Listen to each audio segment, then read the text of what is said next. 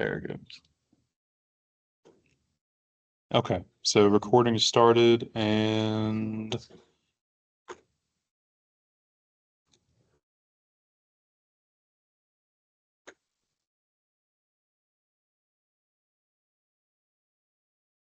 okay, nice. So yeah, we're gonna take a look at Ansys Fluent, and Ansys is useful for a lot of things. You can do like circuit modeling, structural mechanics, fluid mechanics, heat transfer problems, and it's the industrial standard, you might say, for a lot of industries.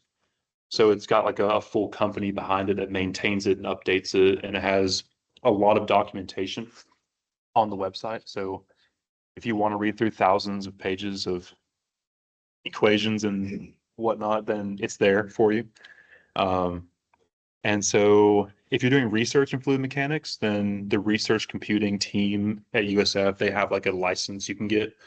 So if the student version, caps you out at the number of cells you can use, then you can get the research license. You can use like more cores or parallel computing, GPU computing.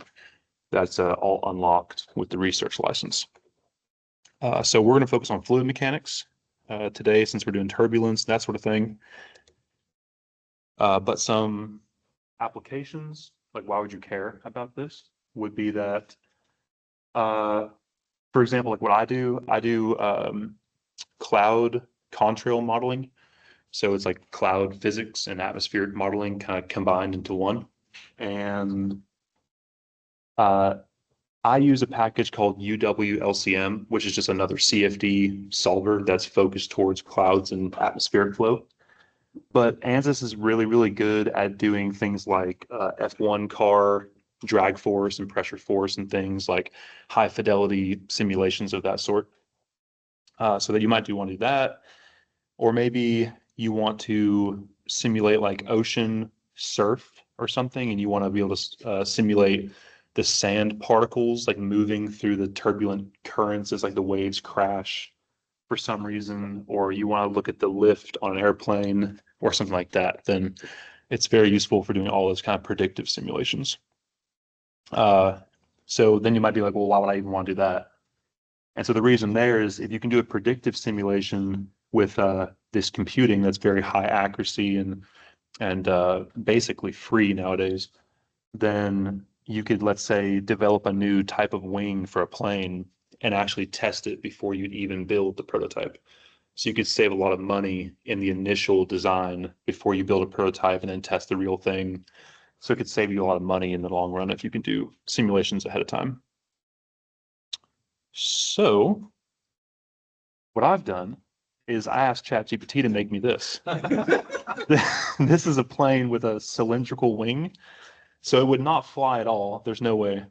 But we're gonna do a wing analysis on this guy, and the cylinder is just so it's easy to like it'll be quick because actually make an airfoil will take some time and effort to do, because I've done it and it takes a long time because you have to connect all the little like points on the profile and stuff. So we're just gonna do a cylinder and see the turbulent kinetic energy behind the airfoil, and we're going to see the way the velocity changes as you go up and over and under the wing, and also the pressure contours. And so you can kind of see like some things you might care about if you were going to design a jet or something like that. So if you're following along, that's great. Go ahead and hit Windows and select Workbench. If you're not, then I'm recording this, like I said, so you'll have it for later. Um, yeah. So I guess from there, we're gonna go ahead and make a project file. So once you open Workbench, I'm gonna do this here in a second with you, but you're gonna create this project file down here that has these like layers, almost like layers of a cake. And so we'll start with geometry and we'll work our way through meshing and setup and solution, and then look at the results at the end. And we'll kind of step through that step by step. And it's basically like a bunch of different softwares that are linked together through this central hub that is Workbench.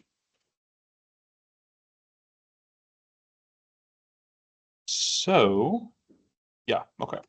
So I'll stop there with this, and we'll go ahead and go to, okay, yeah. So here's Workbench. This is just a clean file, so that I can work through it with you all the way. So, what we're gonna do first is look at this tree full of different packages on the left-hand side. That's just like all the different simulation things that Ansys can do. Structural circuits, thermal things, thermal structural. So if you go up towards the top, you'll see a fluid flow fluent option. Make sure you grab the fluent option and drag it over and drop it in that box there. And then you can rename it. So I'm going to name this one in class test. So I will say that Ansys is a very, very quirky software. There are a lot of things that don't make sense. I don't know why they do it that way, but you just have to like do a lot of Googling maybe if you run into issues. Um, there was one thing I was going to mention. What was it? Do what? Still made a new one. Yeah, is it like way small? Okay. No, this is one of the quirky things about Ansys. Yeah, this is one of those things. Maybe I should like try and change the resolution of my screen. I think that's what fixes it. Let's try this. Yeah.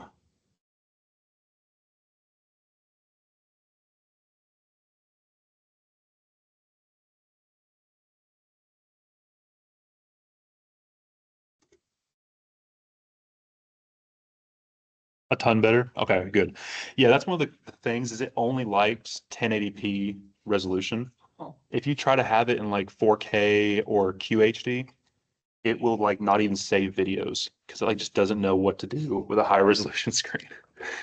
So, okay, we created the project. Go ahead and save that project.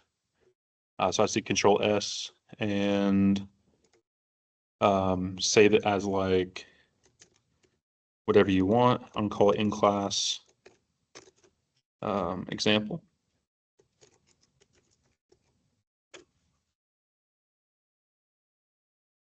Okay. So we imported our project. It's just blank. So you're going to want to left click on geometry. And then in this menu on the right hand side, select 2D analysis type and make a note of this directory here. This will be here later, but just note that it says FFF. So what that means is it's storing files in the background for you, like all of your simulation case files and things.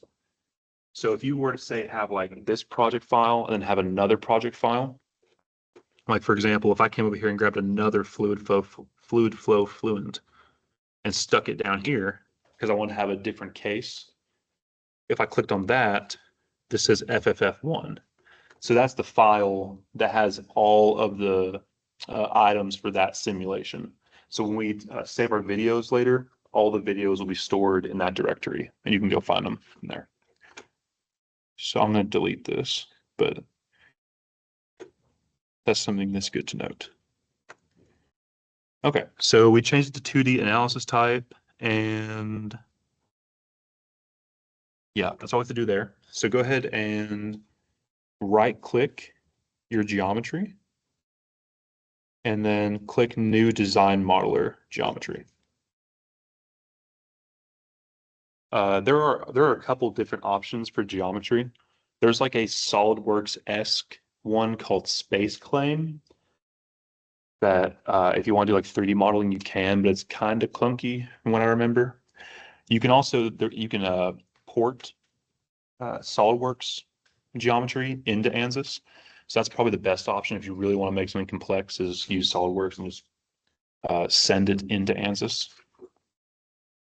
But this is good for especially two-dimensional or simple three-dimensional geometries that you might want to do.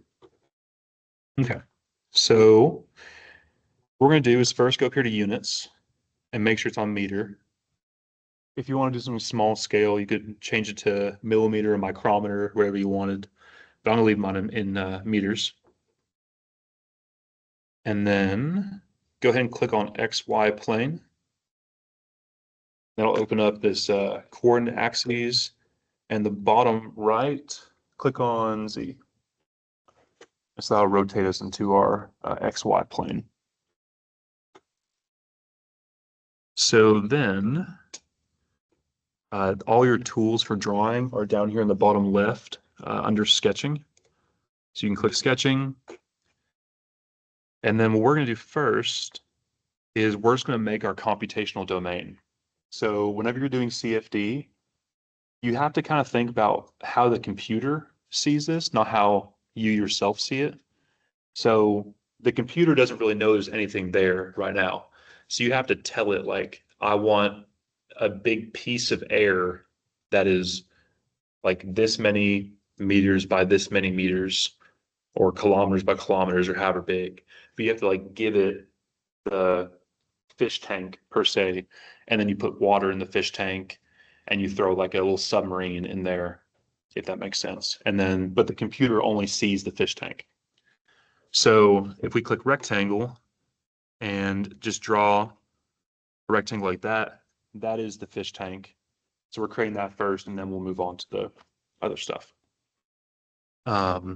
So do that, and then come down here to dimensions. This will open up your dimensioning menu.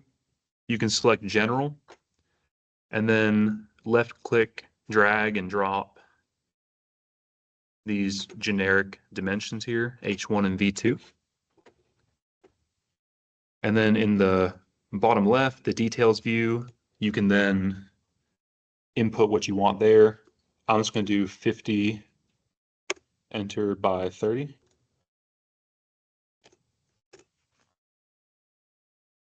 Just because I felt like that was a good number. And if you're using a mouse, control and pushing in the scroll wheel will let you pan. So you can do that. All right. Now, another quirky thing about Ansys is that anytime you do anything, you have to come up here and click generate to make that change apply. So you can think of that as like an apply button per se. So now our sketch is like actually there. And if we go back here to this modeling tab, click that and we have a tree outline. Now in our tree outline, we have sketch 1 displayed. So go back to sketching. And then what we need to do now is we're going to add a circle to the inside of this rectangle. Like basically like that.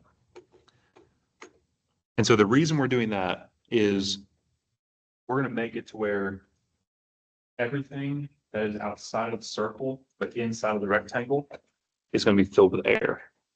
That circle is going to be empty per se, but the software will see that as like a solid boundary. So you'll have like you might say a void in the air domain that it can simulate around. And so it'll treat it almost like it's a solid object, but it's just a void in terms of how we see it.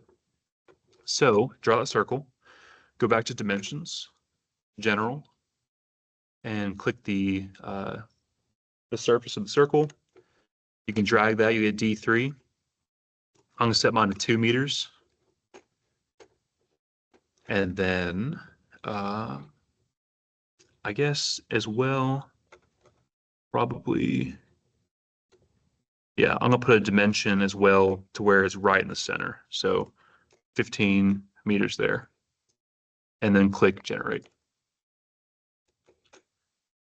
Okay. And so the reason I made that circle so small is because you want the ratio between your computational domain and your object you're simulating around to be, you want that ratio to be pretty big. That way, as the air flows around the object, you're not going to get the walls of the domain interfering with the flow, if that makes sense. Because if this was like way scrunched down around the circle, then as the flow would pass around the circle, the walls of the domain would like constrict the flow, you might say. So you want enough room to where you're not going to like have results you don't intend to have around that motion. So we'll do that, and then I click generate. So go back to modeling. I'm going to save this. I would recommend saving often because it does not do any autosaves, and Ansys likes to crash a lot. So if it crashes, you'll just lose like an hour's worth of work, randomly. So I say save often. And then what we're going to do is go up here to concept. Because right now this is just a bunch of lines, right? Like that's all it is, just a sketch. So we want to go to surface from sketches, and that'll open up the menu in the bottom left there. That's where pretty much you do all of your options for these different functions and whatnot, is the various menus in the detail view. So it's got that base objects field highlighted. So what you're going to do is click sketch 1. It'll highlight the sketch in yellow, and then click apply, and it'll port that sketch into that base objects view or field. And then the rest of that is good. We're doing a 2-dimensional simulation, so I think everything looks good there, and you can go ahead and click generate.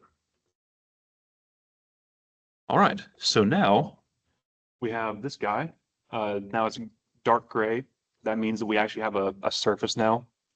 We can start to mesh and to assign like materials to and that kind of thing.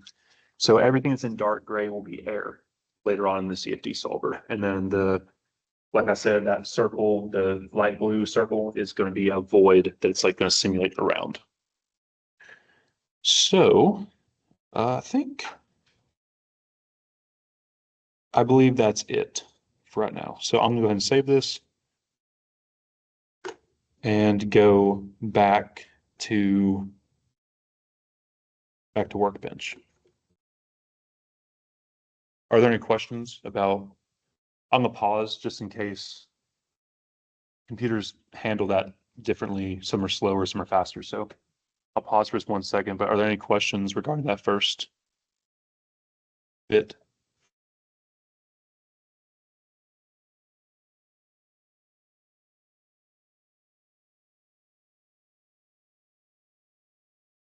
All right, cool. Okay, so we complete. Yeah, go ahead.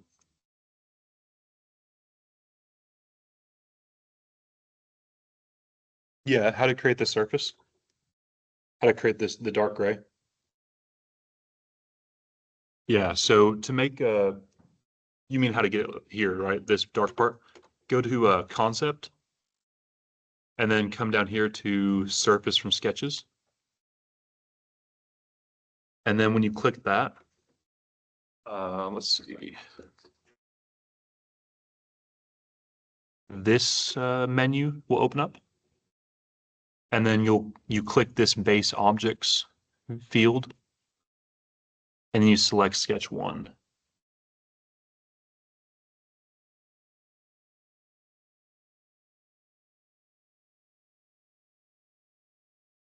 So click that, and then click sketch 1, and then I'll hit apply, and then click generate. Yeah.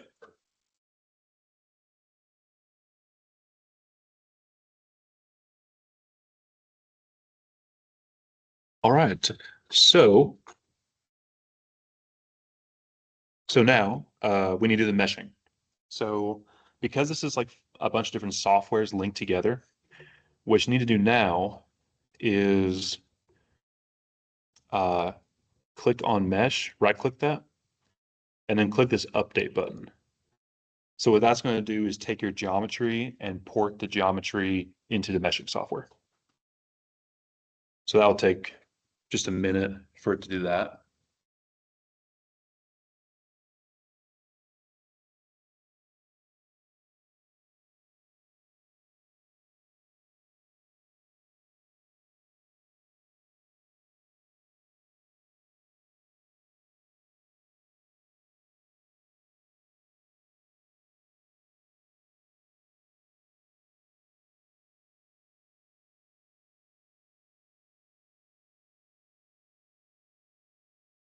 You wouldn't think it would take so long to port a rectangle, but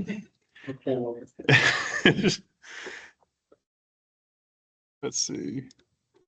It's a really complex geometry. It just can't handle it. This little symbol down here in the bottom left means it's busy. That little stoplight looking symbol. Yeah. All right, cool. So uh we now have our geometry ported, and it also did a preliminary mesh, like just a basic default mesh on it. So go ahead and right click mesh again and click edit, and that'll open up the meshing software itself. So while I was doing that, I don't know how familiar you are with like numerical methods and like CFD, but I figured I'd just talk about it for a second, so that you can see what this is doing. But here's our geometry. And if you come over here to this tree and click mesh, you'll see this like random looking uh, grid of cubes and triangles or squares and triangles. So what this is doing is it's taking in this case, the Navier-Stokes equations, which are, partial differential second order equations, and it's breaking them into a series of algebraic equations, first order algebraics. And then it's taking those algebraic equations that are all coupled together, and it's applying them to each of these nodes. So like each of these points where these grid lines come together, it's applying, or it depends on the method, but it's applying those equations all over the space.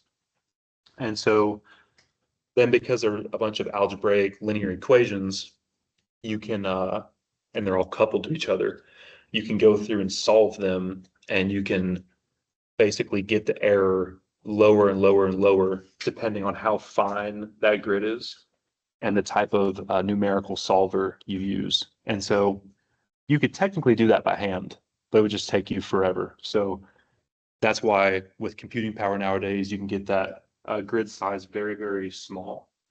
And then you can run, if you're looking at over time, you can have a time step that's very, very small. And so you can simulate something very, very high resolution in terms of both space and time, and get a very accurate prediction for whatever you want to look at. So that's why it's meshed. That's why there is a mesh, and why we're going to look at changing that and making it a little bit more fine and that kind of thing. Okay, so like I said, click on that to see the mesh. And then the mesh down here is in this bottom left corner. And this is like your meshing menu per se.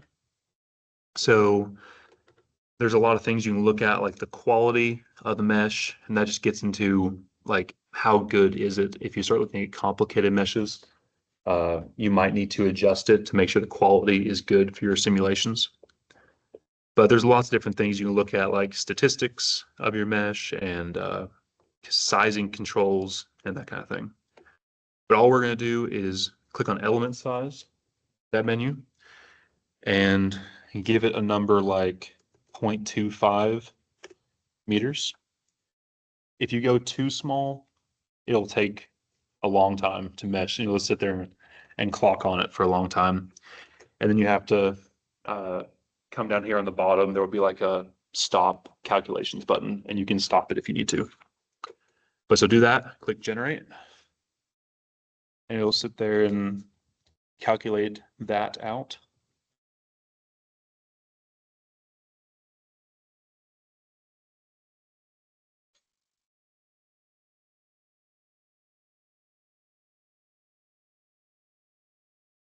Nice, okay.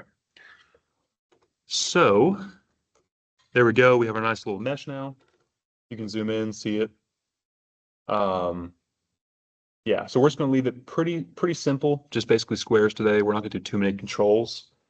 But if you were doing something high resolution, you might want to per se make the grid a lot finer, a lot smaller around the area you're studying, so that you can see the things that are very like turbulent or very high resolution. You can see those in the high resolution. if you have your grid smaller in those areas. So generally, if you have like fast moving flow or highly chaotic flow, you want to refine your mesh in that area. And then the rest can be coarse where it's like smooth or calm. All right, so we'll do that. And then we're going to do a little bit of that refinement just so you can see that. So up here on the top ribbon, click this edge selector. There's a face selector, volume selector, so on and so forth. So click the edge of that circle, left click, and then right click, and go to Insert, and then Sizing. So now we have this sizing option added to our mesh, and then you can go to Element Size and make that, let's say, 0.1 meters, a little bit smaller, and make your growth rate 1.1.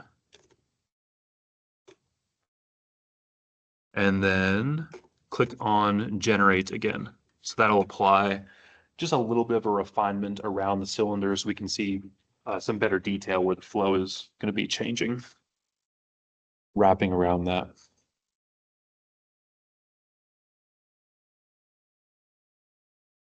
So I'll also mention while I was calculating that sometimes one of the quirks of Ansys is that you'll click on something and it won't highlight it, but the computer knows you've clicked on it. So if you're ever wondering, down here somewhere, there will be like a, I didn't see it just then, but I found it earlier when I was working with this. But there's like a, one edge selected, one face selected message, or 3 edges selected.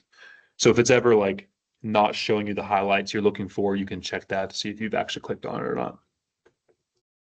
All right, so you can click on mesh again, and now you can see that it's a little bit finer around that circle. And yeah, so that's all the meshing we're going to do. But what we also need to do is we need to give our faces some names. That way, when we get into Fluent and we're like, we want to do something on this boundary, then we have to tell the software, hey, we're calling this boundary our outlet, and we're calling this boundary our inlet, and we're calling this our airfoil, basically, so that later on we can select it. So click on the leading edge, the front edge. This will be our inlet where the air will come through. And then go to Create Name Selection and call that inlet. Hit OK. Then click on the trailing edge. Do the same thing, create name selection, call it outlet.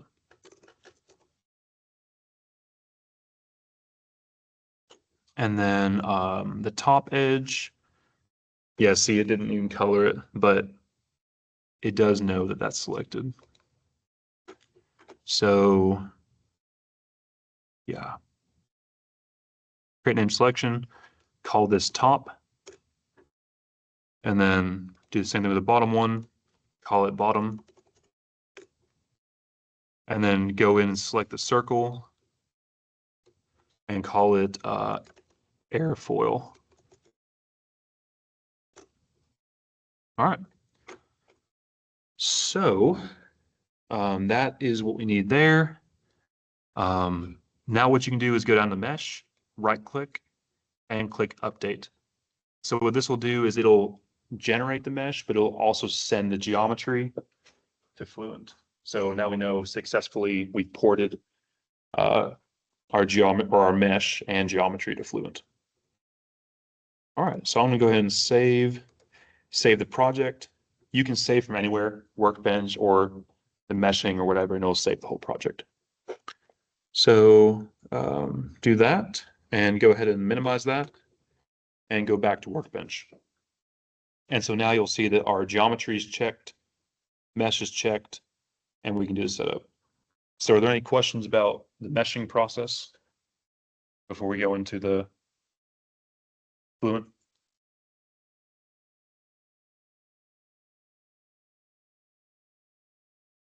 All right, cool. Sweet. Okay, so this is where it gets more interesting rather than just a bunch of rectangles. But okay, so setup, solution, and results I do all of that in Fluent, so we'll be in Fluent for the rest of the time. They also have, do you have a question? Yeah. What name did you give to the top and bottom there? I just call them top and bottom. Okay. Yeah, yeah. You can call them whatever you want. I just did that for simplicity, but yeah, yeah. So what was I saying? Oh, Fluent. Yeah, so when you look at results, it also has another software called CFD Post that's all focused on just post-processing your data. So it's powerful and good to use if you get really into CFD, but we're just going to stay in Fluent today for both the calculations and the viewing of it. All right, so go ahead and right-click Setup and click Edit. What that's going to do is pull open this menu here. And now what I'm about to say is only applicable to the research license. So if you're using the student license, you can't do some of this. But go and click double precision. That's available to all of the licenses. And that just gives you more floating points in your numbers so that you're more accurate, but more data intensive too. And then go to solver processes and well, not for the student license. You have to keep it at 1, but I'm gonna put it at 4. That way, as we're simulating, I can do it quicker and hopefully show you guys faster what it'll do. But this is what this is doing is it's if you have a processor with multiple cores, which I think pretty much all of them are now, but like this is an i9, so it has 20 cores, and so I can go up to 20, and that it'll divide my computations between the cores of the processor. But if you have a GPU, you can also go to parallel settings, and if you have the research license, you can enable GPU computing. Or there's like, I guess there's different MPI computing types. If you had like a cluster of computers, you could divide it up among the cluster. And I think that's probably all that's really interesting. Yeah. So if you have like some really huge case, then you could do parallel computing and that would help. Space that you need to run this. So it varies a little bit. The installation itself is around 70 gigabytes, but then some cases, depending on like the physics and the size of the domain and stuff, how fine your mesh is, the actual file for the simulation can be like a couple of gigabytes to hundreds of gigabytes, depending on like how long you run it and that kind of thing. So, So you have an i9, but have an i5 Mhm. and it's still running on Yeah. forever. No, you can. Just the better processor you have, then the more, like I wouldn't even use this for like very complex simulations. We would have like in our lab, we have a workstation that can handle bigger cases, or you'd use the USF HPC to do like really big cases. But yeah, if you have an i5, 8 gigs of RAM, that's good. You can do like, simulations. Yeah, it's just all relative. All right, so once you click double precision, then go ahead and click start, and this will boot up Fluent.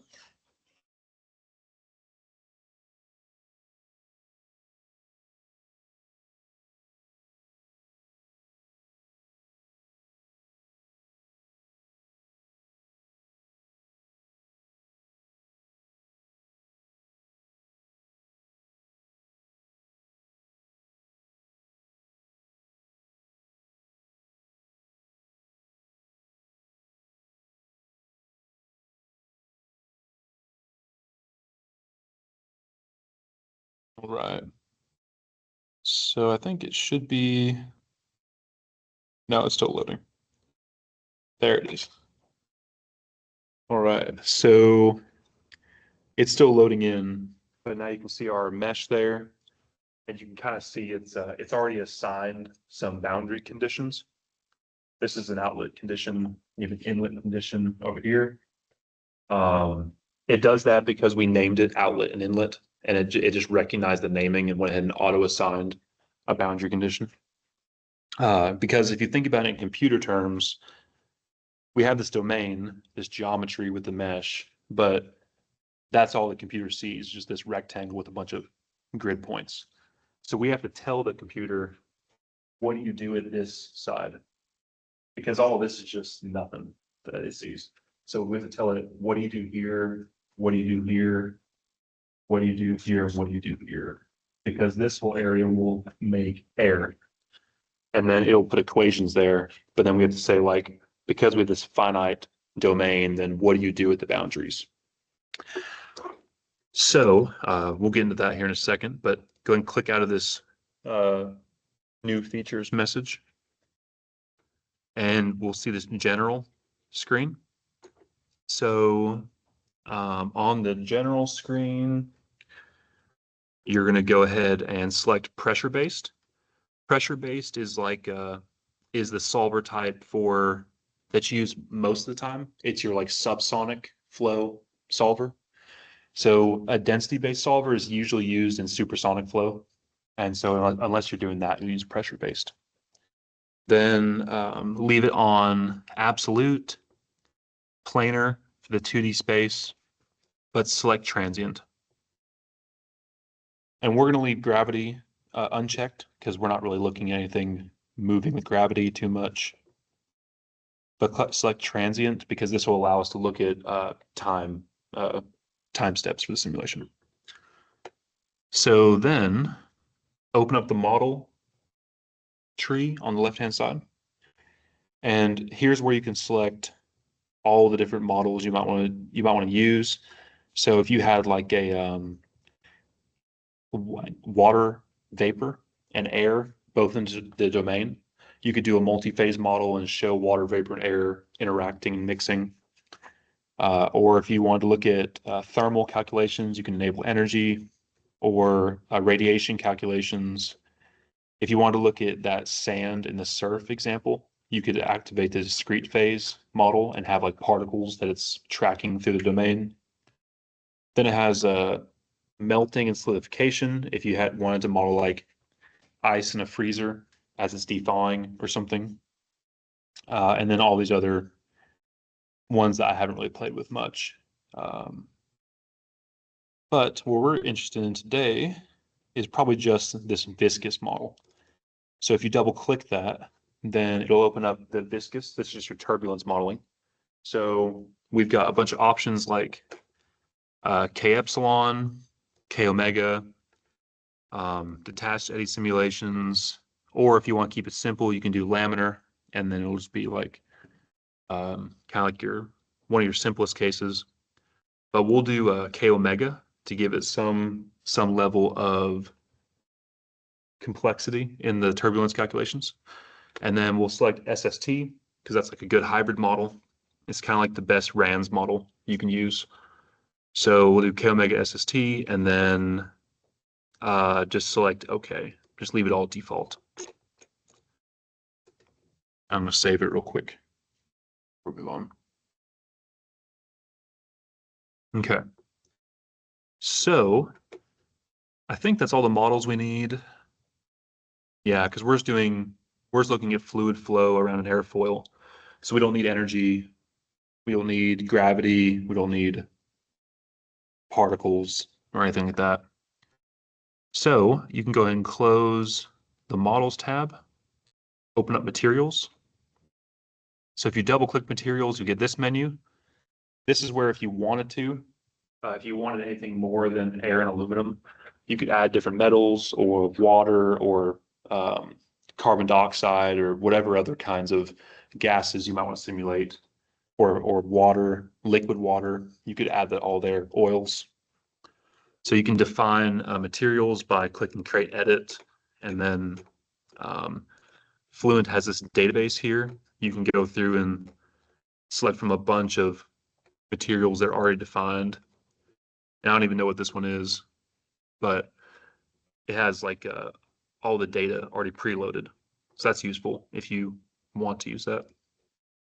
So I'm going to X out of that because all we need is air.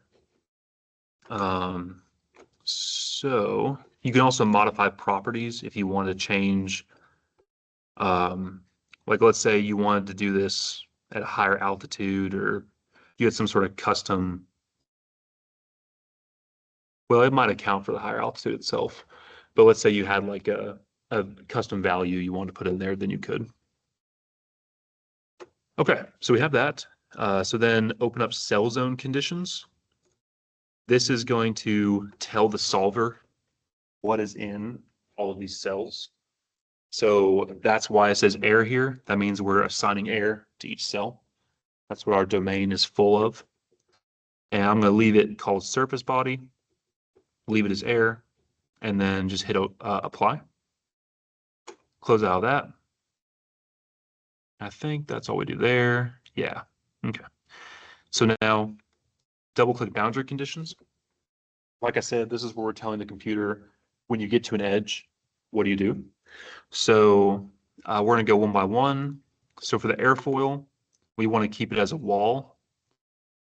If you click edit, then it'll open up this menu and you can change things here like the material of the wall, or if you had the energy equation turned on, you could set a temperature for the wall if you were doing some sort of heat transfer calculation.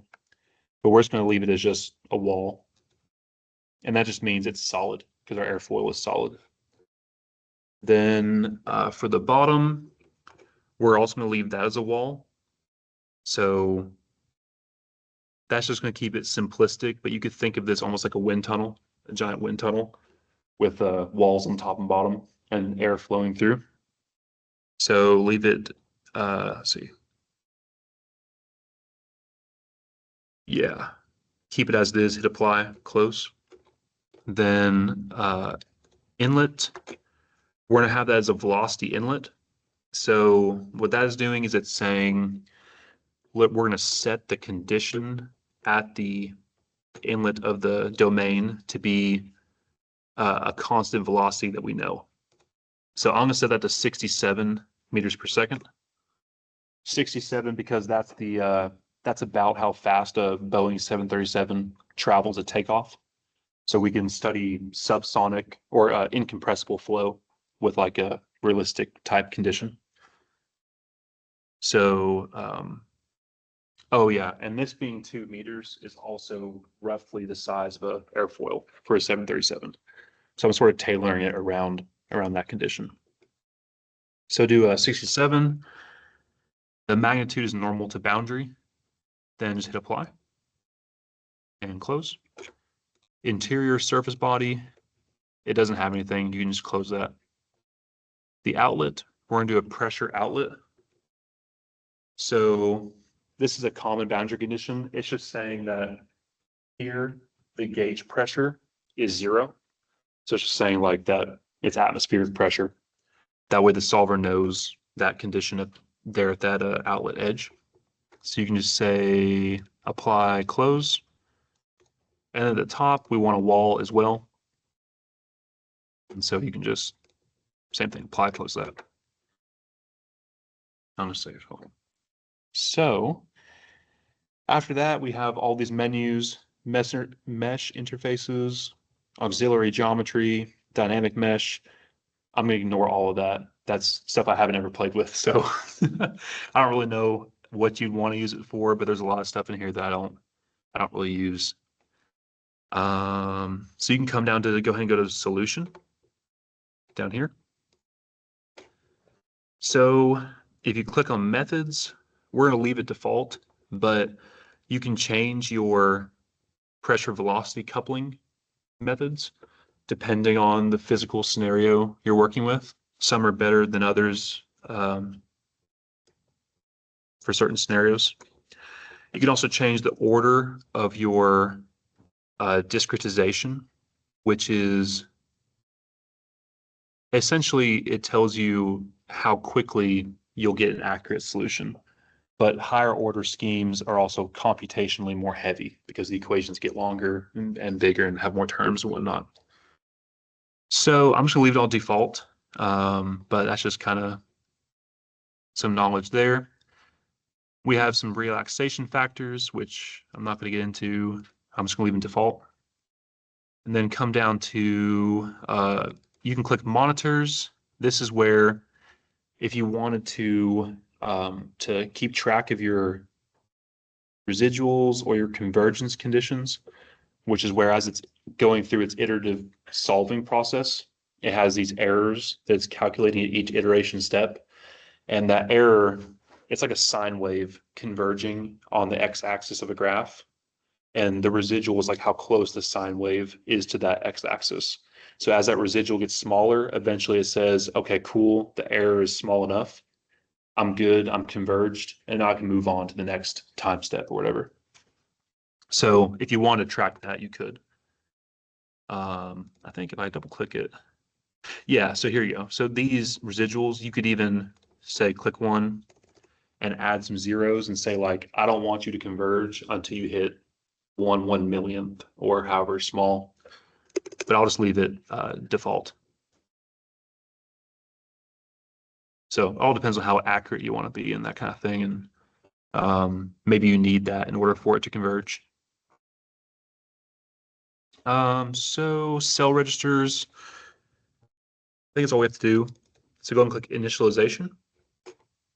I'm going to do the just standard, but you could set like some initial velocity if you want to, initial pressure, initial turbulent kinetic energy. I'm just going to leave it just kind of like some standard default values and click initialize. So now this is assigning like in the background, it's taking all those equations and saying like everything's ones and zeros, basically. All these values are zero, all these are one. Not like computer ones and zeros, but like this is all zero velocity, this is all, zero gauge pressure, that kind of thing. So go and do that. Then come down here to calculation activities. Double click autosave. And then come up here, enter, I'm going to say 10. And then click OK. So now this will save every 10th time step to a data file. If you're running like a massive simulation, you might have it be every 100th to save your hard drive space. So do that, and then come down to solution animations.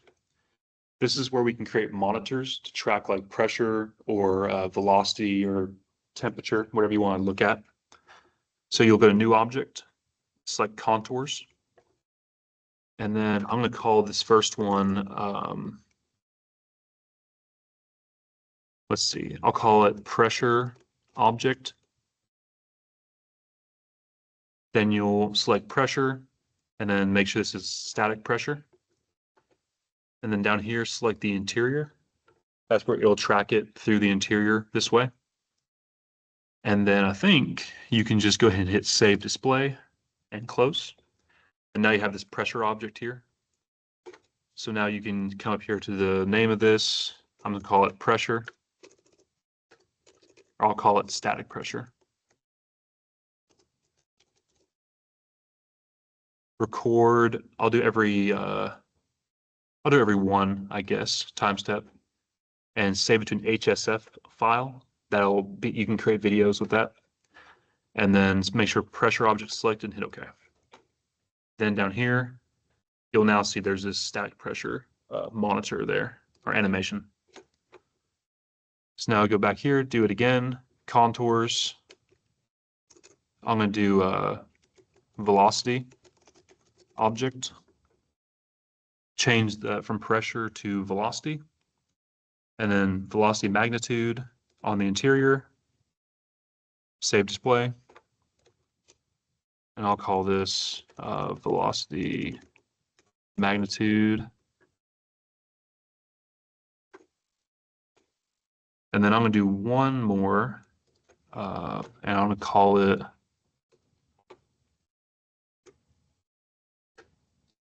let's see, let's do turbulence and do turbulent kinetic energy.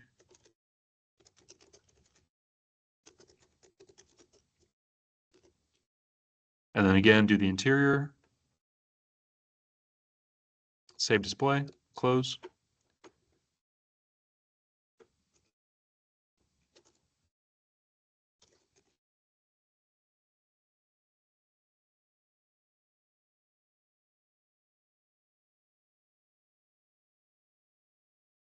All right, so we're almost done setting up. So now we have these three monitors, and it'll track some things we might want to see for this.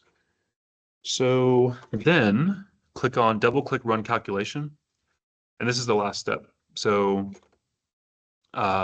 there's some things you can do here like fixed or adaptive time stepping. Adaptive is where it can look at the ratio of your mesh size to your velocity per se, and it can adjust your time step to make sure you stay in a stable solving status, and so your simulation doesn't crash on you. I think today we can just do fixed because it should work fine enough. I'm gonna do 1,000 time steps at 0.01 seconds. So we'll get 10 seconds of real time simulation. I'll keep it at 20 iterations per time step. But if you were having trouble converging, you could bump that to, let's say, 50, and then the computer would know.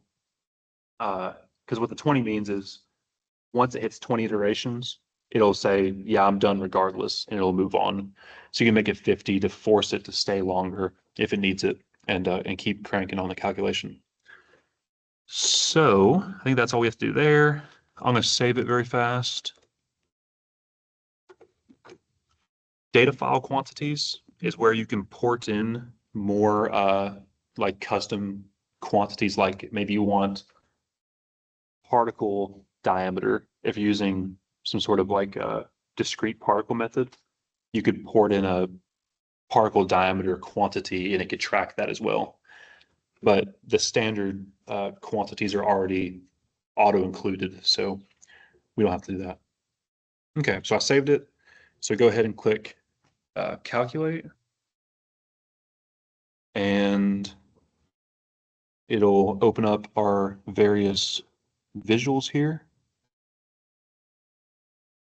These are the residuals. So you're looking at error versus the number of iterations you've run on the CPU. So as you see, the error will drop. And then what it's doing is it's converts criteria and saying like, "Ooh, I'm going to move on to the next time step." Then the error will jump up when it moves on, and it'll iterate back down till the error reaches the criteria you set, and then it jumps back up. And so that's why I think it's sawtooth motion, because it's converging for every time step and then moving on in the simulation. So there's that. You can see our kinetic energy developing there. There's our velocity developing and the static pressure. So this will take a couple, here, maybe I can like silence that, that's annoying. So this will take just a minute to calculate, but do you have any questions regarding any of that so far?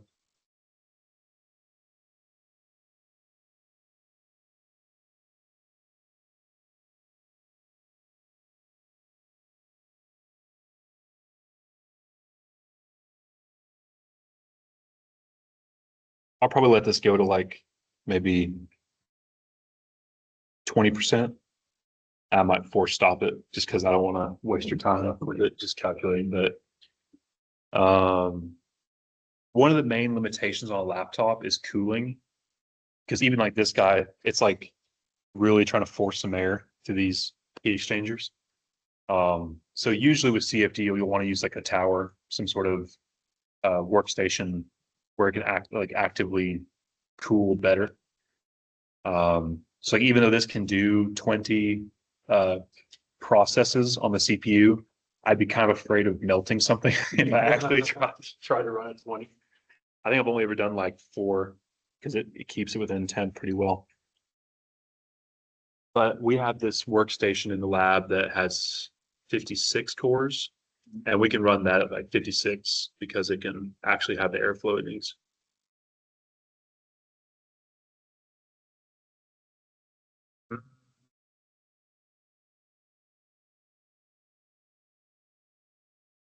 Other good notes, maybe this down here, is like the terminal for Windows computer. So there's a language called APDL. I forget what it stands for. Ansys Programming Development Language, maybe. But that's the language that Ansys is written in behind the scenes.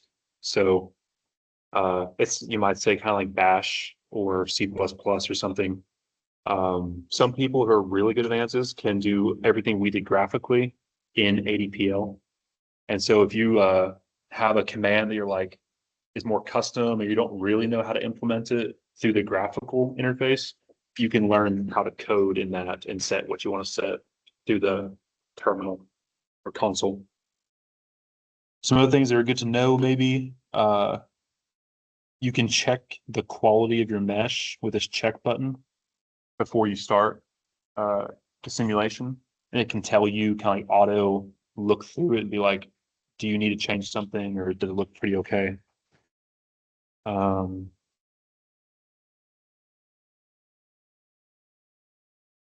Yeah, those are the main things. Another maybe helpful note is in Workbench. I think if you go to View, yeah, this Reset Workspace button. Sometimes in the past, I've accidentally clicked on one of these menus and there's like no way to get it back. It's just gone. So that's why I'm like, Ansys is like kind of quirky in that way. But if you hit Reset Workspace, it'll bring back all of your original menus that you might have lost. So that's I've definitely wasted like several hours trying to just maintain my hold on the GUI.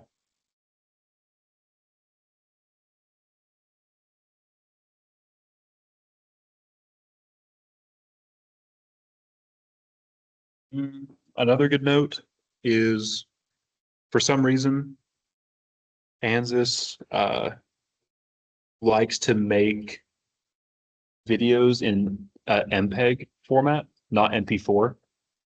But MPEG is not really used very often. So if you try to open it up in like Windows Video Player or PowerPoint, it's like won't do it, I guess.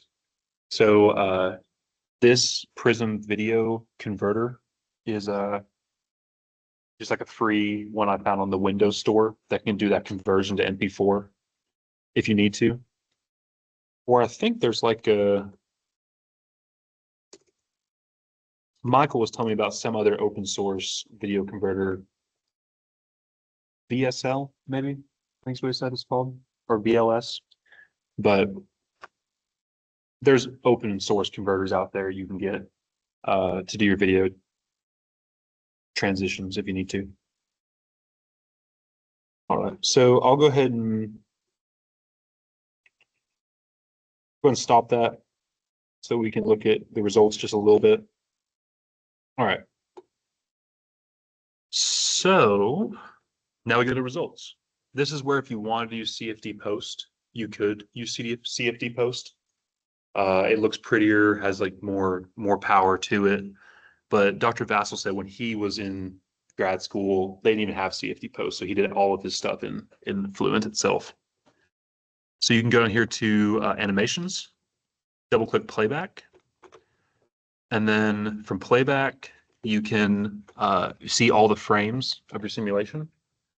So we made it through 152 time steps, and we saved at every time step so that we have 152 files and or frames we can look at.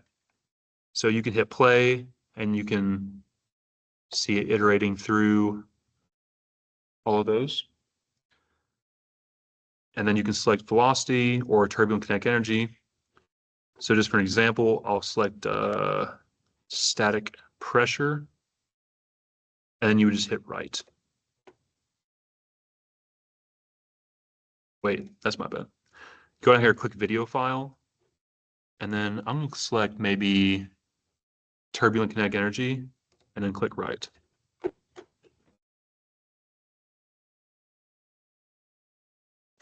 So this will take just a second to go through there and write your video file. And it takes just a minute, so I'm only going to do the one, but I'm going to show you where it's at so you can find it if you wanted to actually look at your results.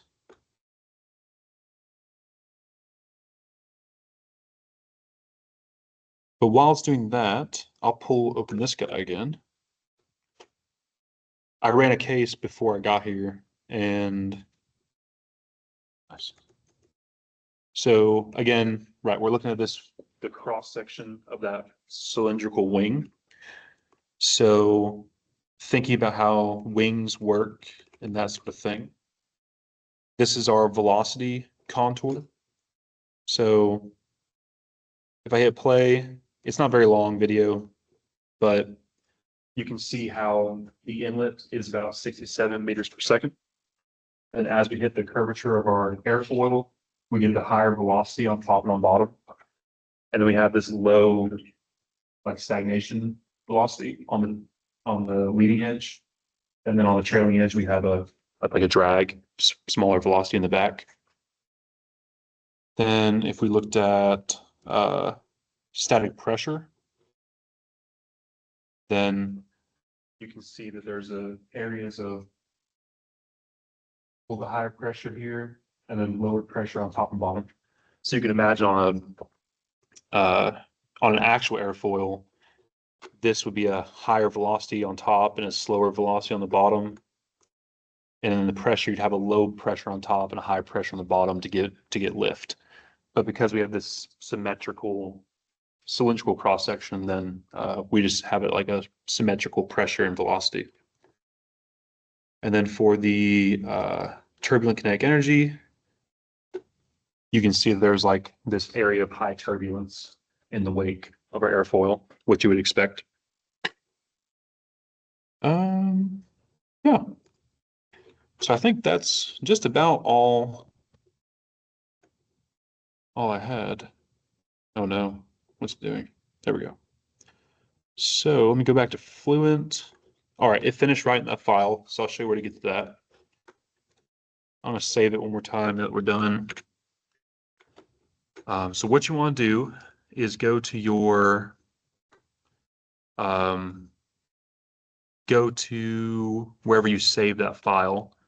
I saved it here, and then find the folder that's named after your project.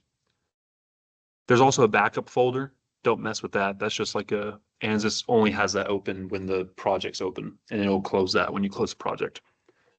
So click the in-class example, or whatever you named it, then click DP0.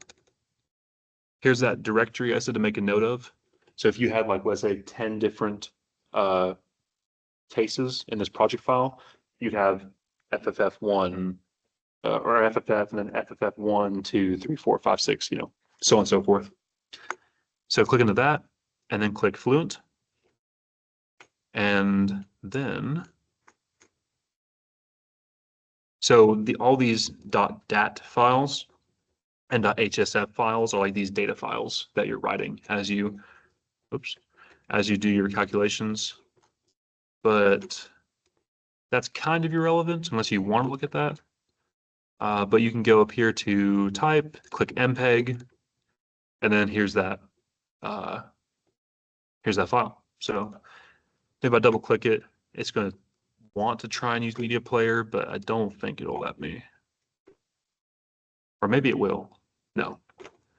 Yeah, so that's where you'd want to use something like maybe Prism video converter, or the other one that I was mentioning, it's open source.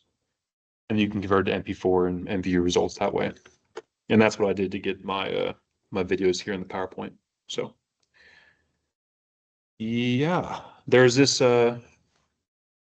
nifty tutorial.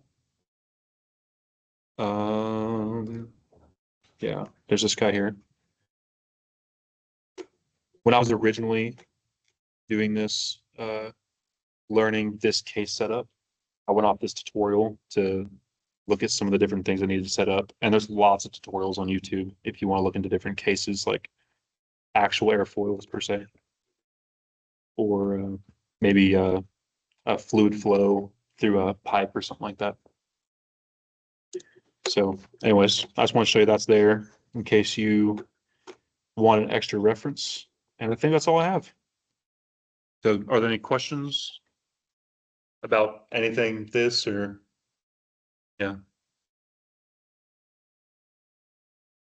So yeah, I guess if you don't have any questions, I'll stop the recording and I guess I'll come up with a new case for like maybe a 3-dimensional.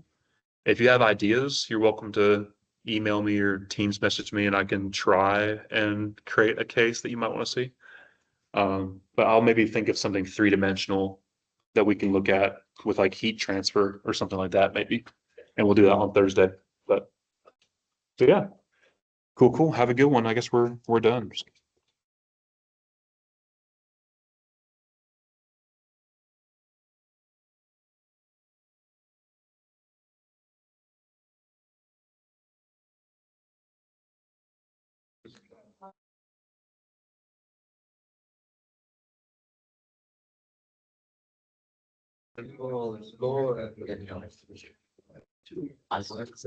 He has not told me. Let me just stop this recording real fast.